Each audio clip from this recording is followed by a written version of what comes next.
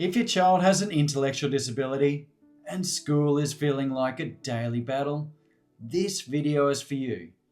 I know some families out there are feeling like school just is not working for them at the moment. They're either struggling to get their child there or they're struggling to keep them there.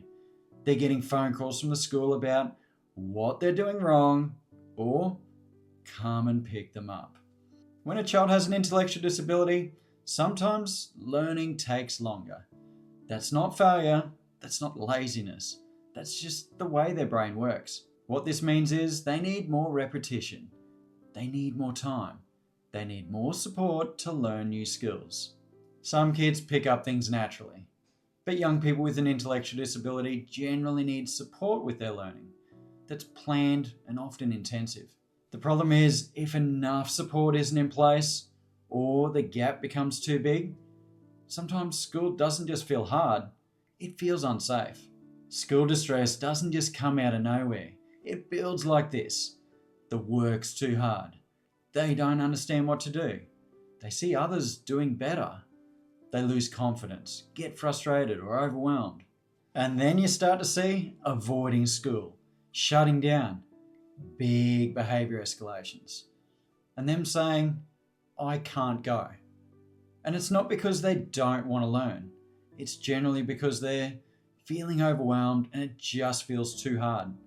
And avoiding is their protective mechanism. Unfortunately, most of the advice focuses on blaming the child.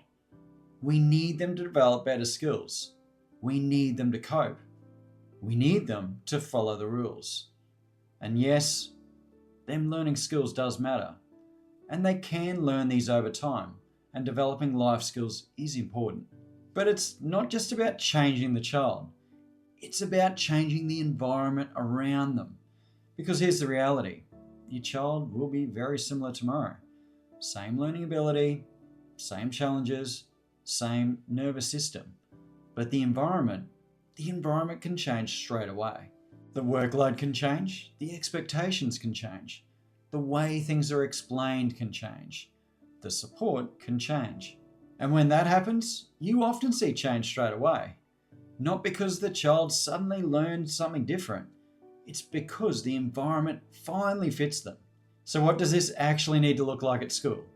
There's a long list of things that might work for an individual, but I'm going to focus on the accommodations, the adjustments that would work for a young person who has difficulties regulating their emotions and has an intellectual disability. For young people that really struggle to manage their emotions, things are going to go really wrong if they're not planned well. Lower the demands. When they're overwhelmed, when they're overloaded, learning stops. So focus on calming first. Have a clear plan to help them calm, not just when they're in trouble, but before things get too big. Provide a quiet, safe space, somewhere calm, somewhere low stimulation. Give them regular breaks, not get all this done and then you stop. Have something that's planned to allow them to rest. Stay calm with them. Your tone matters more than your words. Use fewer words. Too much talking makes things worse. Be flexible in the tough moments. Sometimes if the day's not going well, we need to do things differently.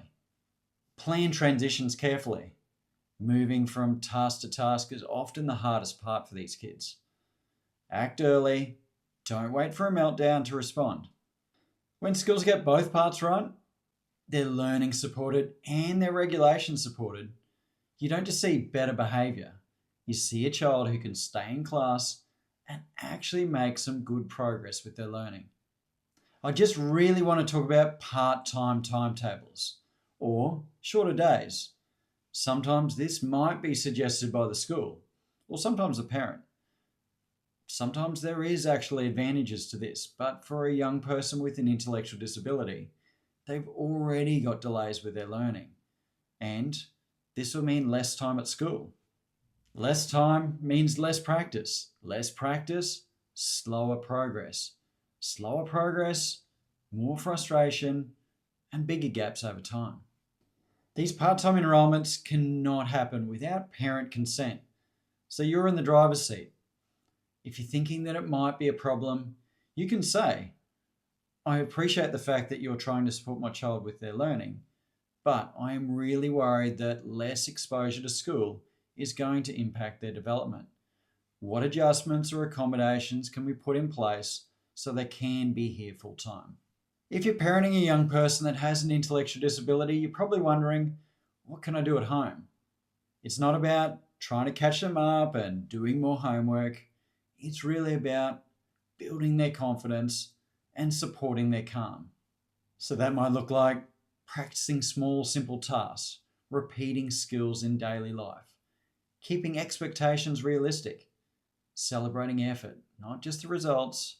And most importantly, progress might be slow, but it's still progress.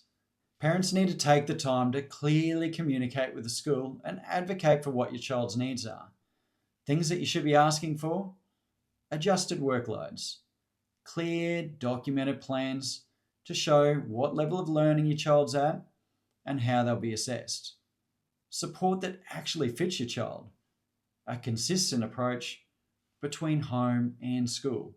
And if something doesn't feel right, make sure you trust that. You're not asking for something special.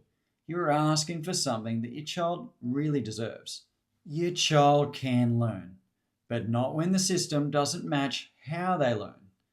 When we change the environment, we support their nervous system, and we build success step by step, things start to change. If you're needing more help, the Guided Path provides intensive support for young people in school distress. We can support the young person, the family, or the school to really understand their needs, find the why behind the behaviour, and put behaviour support plans in place that will really help. If you want more support, there's a link in the description. You can click on it to get a no obligations free chat to talk to me about how we can help. Make sure you subscribe to the channel and follow the Facebook page. You don't have to walk this path alone.